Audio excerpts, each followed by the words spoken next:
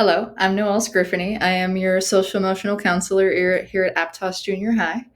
I am proud to be able to present our first of a series of 3 social and emotional learning presentations. Now, with that being said, we're actually doing 3 presentations to your teachers too, and they actually kind of align. So, thank you for being with me today for this. So, the first thing, what are the goals and the purpose of this presentation? So, we're going to explore navigating through distance learning. It's new, it's challenging, even for us adults. We're going to identify what are those challenges, where do we go for help, how important it is to share your challenges with both your friends, your school, and your family, because we can't get support if we don't say anything. And think about how to cultivate meaningful and respectful relationships with people around you, and especially now that we're doing a lot of things online. So, your schedule, right? Very different than before. And so, if you're having any challenges with the schedule, with academics, with logging in, make sure to reach out to us, me or Miss Camacho or your teacher. We're all here to help you work through this. We're all experiencing challenges too, and mistakes are how we learn. So to not be hard on yourself and just to know whenever we see you guys log in, it makes us feel really good to see that you're there. And so just know that it's a pleasure. So speaking of challenges, what are some of those challenges, right? This is not an all-inclusive list by all means, but some people, it's very hard to be motivated when they don't actually have to be physically in class, right? Some people don't have access to internet or don't have access to high-speed internet. Some people fear new technology or changes, right? What if I can't do it right? What if it doesn't go well? There could be some language barriers, right? Some of us have other responsibilities within our family. Maybe we're babysitting. Maybe we're working to actually help our family out. Maybe our family is at work and we're isolated and we don't have parents to help us out. Some of us are dealing with our own mental health challenges. Maybe we're feeling sad. Maybe we're feeling anxious. Maybe we went through a really traumatic experience. And so know that, some people are having challenges and others are even thriving, like they're doing better than they were before, like distance learning or remote learning is like their thing. And so everybody is coming from a different place, but we wanted to acknowledge that it can be hard, but we are here to help you. And today's presentation is going to do that as well. So I'm going to share part of a video with you, so bear with me.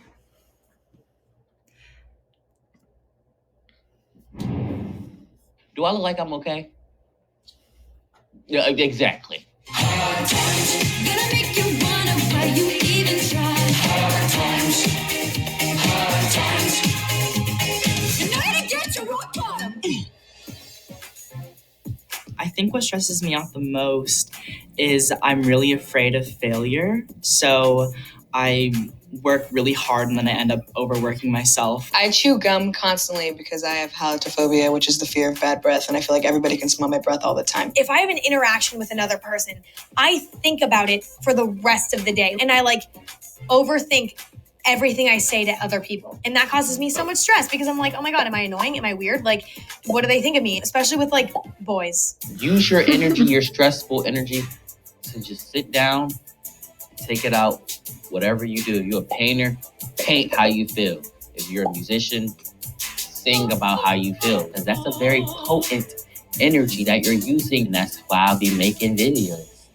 I think it's actually more normal to not be okay than it is to be okay. Because I would say 90% of the time, there's something in the depths of my mind that's not doing so good. There was one night where I woke up in the middle of the night and I had this huge knot in my stomach and I felt like I couldn't breathe. And it wasn't because of anything. There wasn't anything crazy happening in my life. It just happened because that's something that happens when you have anxiety. And I had to go to the hospital and it was really bad. But I got through it. I'm alive. No one is ever going to be like, I'm on top of the world every single day of their life. There has to be lows to have highs. It's okay to not feel okay and to ask for help from other people around you. There's help out there and it's waiting for you, so go and get it.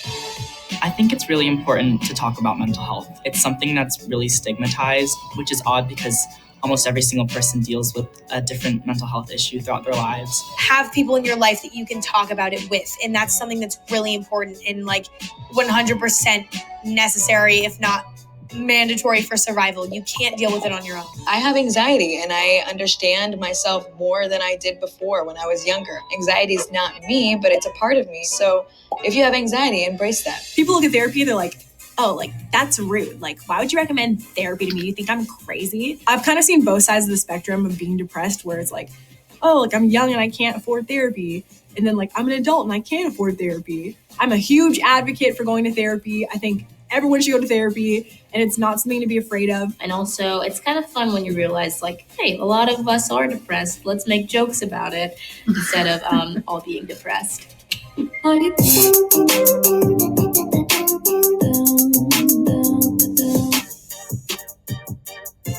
Self-care is taking care of not just your physical health, but definitely also mental health. It's obviously making sure you shower and brush your teeth, Exercising, eating well, making sure you're getting enough sleep, which I don't do like any of those things. I think that those things are also really important because if you don't do those, you'll lose your mind. I'm insane. So Sometimes life moves so quickly, you kind of like forget about yourself.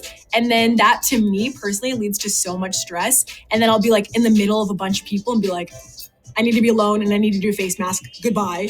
And then you take one day and you're just like, today I'm going to make sure to give back to myself and do some things to like slow my life down. Sometimes that's just closing my eyes and listening to a Beyonce album, or just like looking at pictures of Solange because she's beautiful. And I think of all the people in the world, like, she understands self-care the most. Self-care is the Knowles family.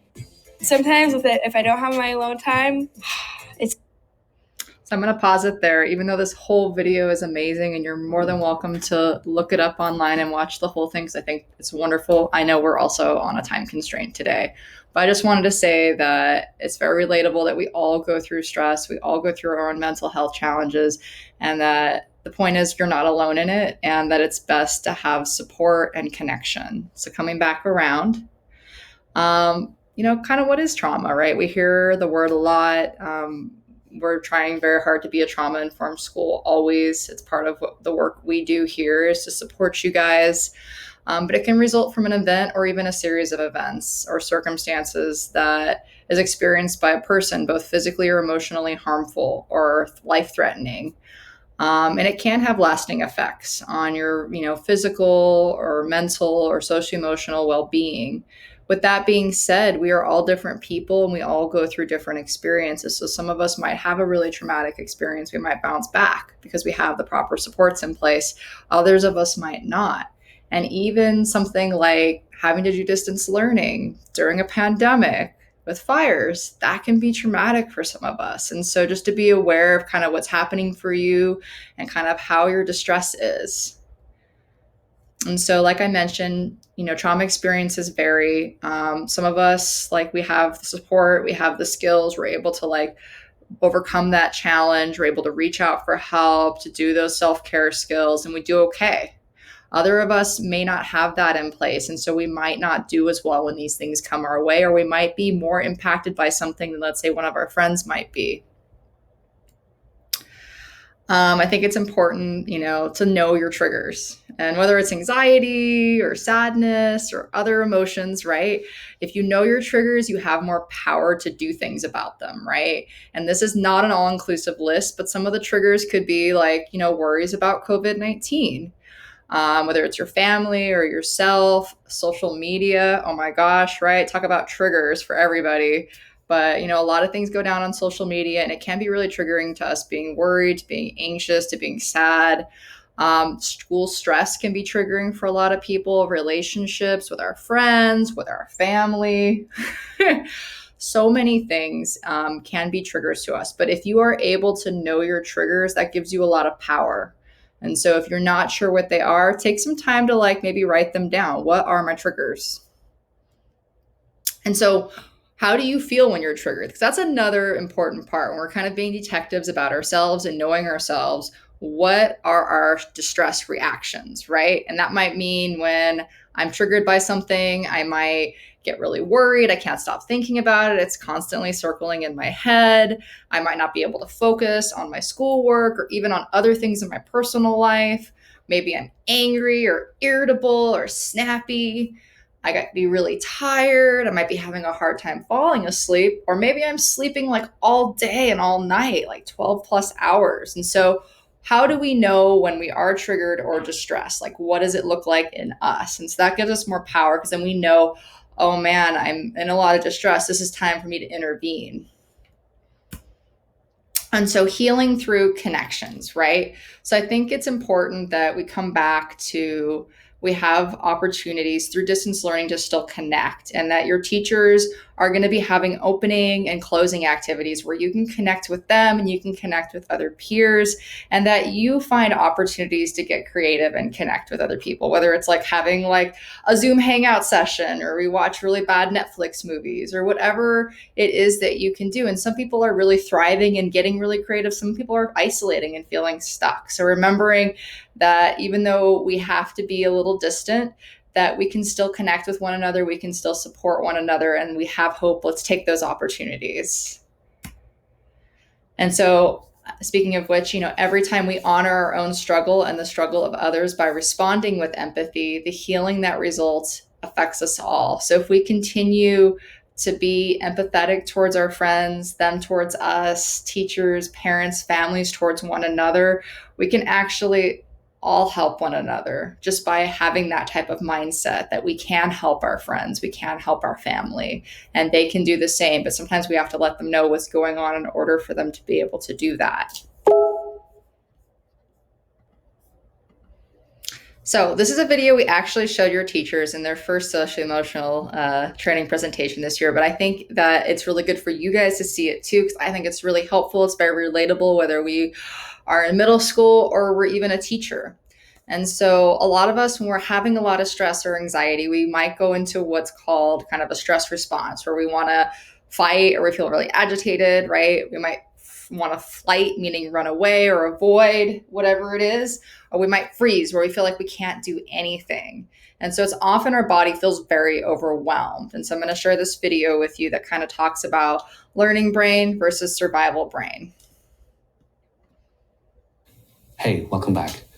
Today, I really wanted to think about what's the best way to teach teachers about trauma without getting them distracted with all the technical stuff, and what's the most important thing for them to understand and learn. And I thought that the best way to do it might be to just make a difference between a learning brain versus a brain in survival mode. So we'll just call it learning brain versus survival brain. And this is the difference. So learning brain is this brain that's open to learning new information, and it's completely okay with ambiguity and grays and vagueness, and it sees the big picture. It like pulls back and is on the balcony, can look over the forest and figure out what's going on.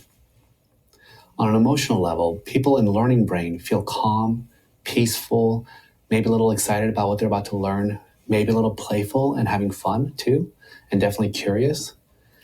And they're not afraid of making mistakes because it's just part of the learning process. And so they're not really thinking about themselves. And they actually feel a little bit of confidence that if they just apply themselves, they might pick up what they're trying to learn. Now, survival brain, on the other hand, is completely different. It's hyper-focused on threat. It doesn't like ambiguity. It wants clear, hard facts. It thinks in black and white terms. It doesn't want anything to be gray at all. And then emotionally, you can imagine that survival brain makes people feel panicky, feel like a little obsessive and afraid of getting things wrong. And they don't feel calm and open to learning new things. They just want to get things over with. And people in survival brain also really don't like making mistakes, and they are afraid of looking stupid too. So students in survival brain don't want to be picked on. They don't want to raise their hand and ask questions and look stupid. And so these people are also filled with doubt about their own ability to learn stuff, and they're afraid that other people can see how stupid they really are. Now, it's really important to understand how learning brain and survival brain interact, because survival brain always trumps learning brain. And it makes sense, because survival brain is just trying to save your life. And so if it thinks that there's something dangerous happening, you better pay attention to it, right? But the tricky thing is that as survival brain stays on longer and longer, it's harder to get out of that. And it's harder to really go into learning brain. And the way I think about it is kind of like the myth of Sisyphus. You know, that guy who has to push a rock up a hill, and then every day it falls back down and he has to do it over and over again?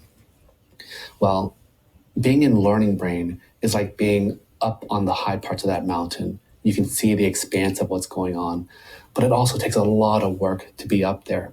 And at any second, if you're not paying attention and putting effort into it, it's so easy to slip back into survival brain again. And that rock that Sisyphus is trying to push up, well, that's kind of like stress. And the more stressed you feel, the heavier and bigger that rock gets, and it just pushes you back into survival brain quicker. Now, the kicker is that for traumatized people, stress is a really rigid and intense thing. And so with trauma, any little stress makes that rock grow way bigger than it normally would. And because people with trauma misperceive ambiguous situations as threatening and stressful, that rock just stays big all the time. Now, the good news is that the more you control stress, well, the easier it is to be in learning brain, right? Because that rock is a lot smaller. And what I really want to highlight for teachers is that the best way to keep students in learning brain goes back to why I spent so much time talking about attachment. Students best learn when they feel like they're safe and supported by the adults around them. So it's kind of like a baby elephant. You know how like on those nature shows, the baby elephant is like playing with leaves or exploring a tree or something like that and having a lot of fun. And the only reason why they can do that is because there's a whole group of mama elephants around that baby protecting it and looking out for danger. So a kid with trauma or who's stuck in survival brain, it's kind of like that baby elephant who doesn't have protective adults around them. They can't play and learn because they're way too focused looking out for threat and danger. So this is why I really believe that the most important thing that schools need to focus on, way more important than any kind of techniques or curricula, is really whether or not they are creating that environment where students feel like they're surrounded by these big mama elephants who are going to protect them and watch out for them and make them safe. And when students have that, I bet you it unlocks their curiosity, their eagerness to learn and play as a way to learn. So I hope that's helpful. Let me know if you have any questions in the comments below. So I love that. Once again, coming back to connection and how important it is that your teachers are establishing a safe and connected environment for you, even through distance learning. So those opening, closing activities, opportunities to break off in pairs, with your peers, feeling like you can talk to your teacher, even if it's not face-to-face.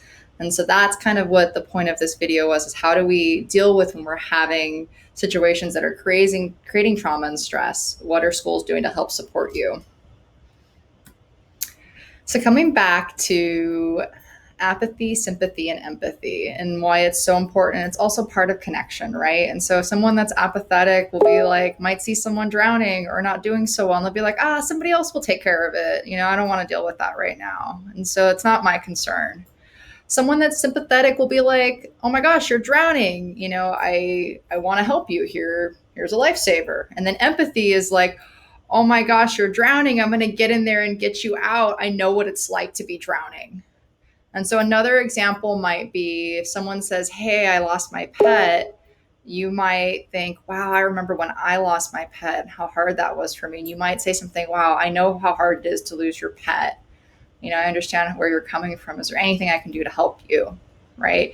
And someone who's showing sympathy might think, well, I've never lost a pet, but they try to imagine what it's like. And they still might offer support, but they may not truly know what that experience feels like. And then apathetic person's gonna be like, I don't really care that you lost your pet.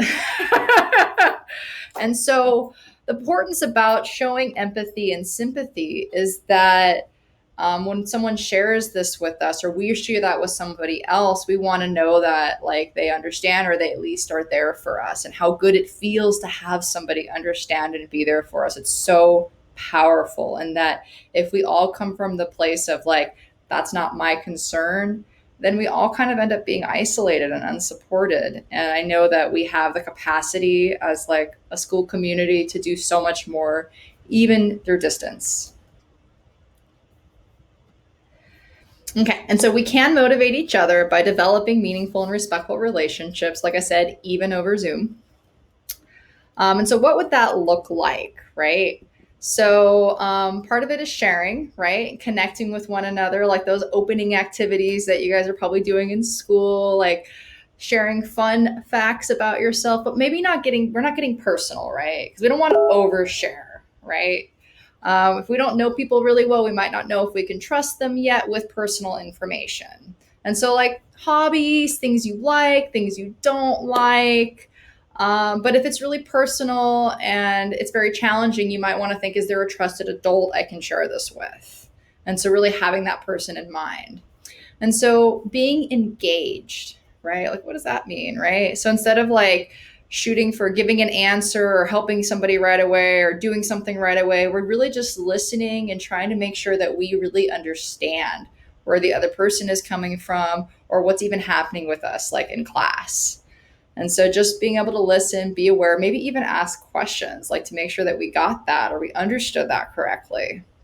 Recognizing that your challenges and other people's challenges, they may not always be the same, and that we all are experiencing challenges during our lives. And we may not understand what someone's going through, but we can know that everybody does experience challenges.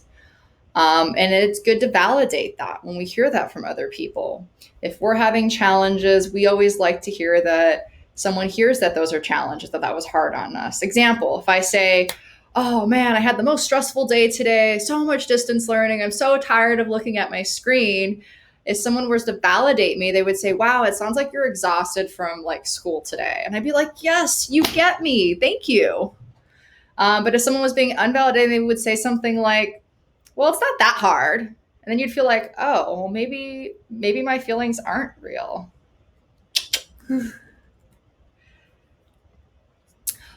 So motivation, coming back to that, which is a tough thing for many people right now. And so finding ways to stay connected actually keeps us motivated, right? Like having a study buddy or people in class that we can turn to for help. And if they need help, that means that we have to have our stuff done too. So it kind of holds us accountable. Connecting with teachers holds us accountable. Setting realistic goals, which means like, I don't want to just do better in math. I'm going to do better in math by dedicating 30 minutes every day of the week to math. And then if you succeeded or failed because it's very concrete. From 3 to 3:30 every day, I'm going to focus on math instead of I'm just going to focus on math. And we don't know if we succeeded or not at that goal.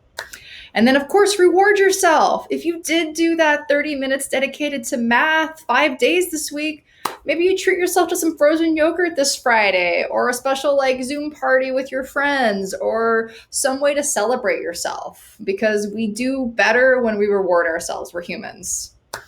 And then being able to build a toolbox or a list of things that you can go to for coping when you're feeling stressed or you're not feeling safe. And that can be things that you enjoy that make you feel good, like drawing, art, music, puzzles, journaling. I have a whole bowl of coping things right here that are very tangible.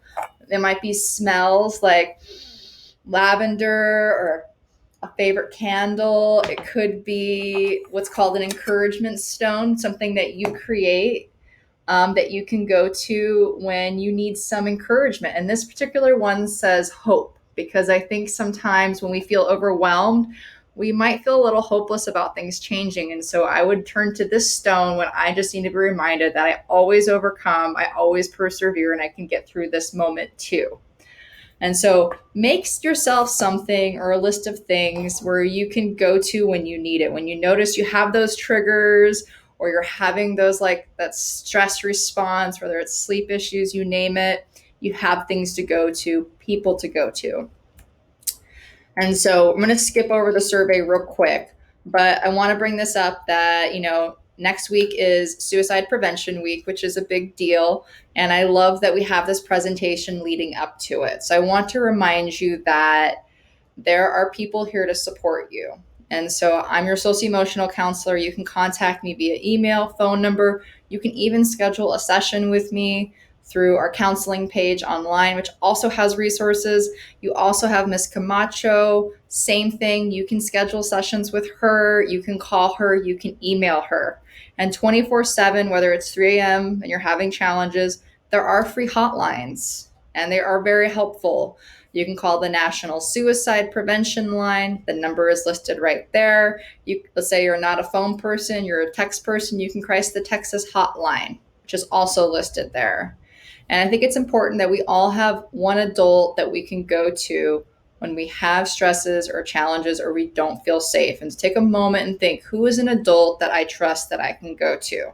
It may not always be a parent. It might be an aunt, an uncle, a teacher, an adult sibling, but who is that one adult that I can trust? And then for those of you that have friends that are really struggling and you're worried about their safety, please reach out to us or a trusted adult.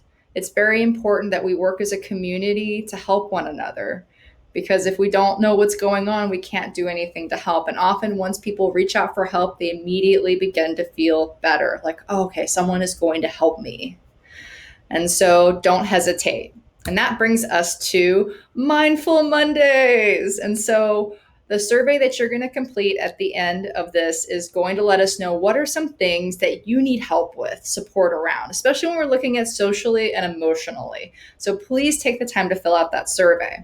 And so on the first and third Mondays, we're going to be doing a presentation like this on skills based off what you tell us you need, right? And so our first presentation is going to be on 9/21. And then our next one is going to be on October 5th. So think first and third Mondays of the month. It's going to be during advisory from 9 to 9:30. So mark your calendars. And I would love you guys to be there. And it was such an honor to be able to be here today and present this to you. And I look forward to getting to meet you all. And so now if you could take just 3 minutes to complete the survey. We absolutely want your data. We want your feedback because it's going to guide where we go next with you. So thank you so much and have a good day.